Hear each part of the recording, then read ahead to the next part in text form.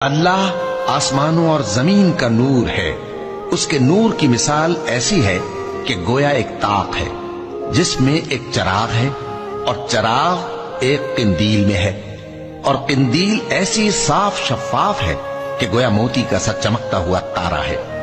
اس میں ایک مبارک درخت کا تیل جلایا جاتا ہے، یعنی زیتون کا، کہ نہ مشرق کی طرف ہے نہ مغرب کی طرف۔ ایسا معلوم ہوتا ہے کہ اس کا تیل خواہ آگ اسے نہ بھی چھوئے جلنے کو تیار ہے۔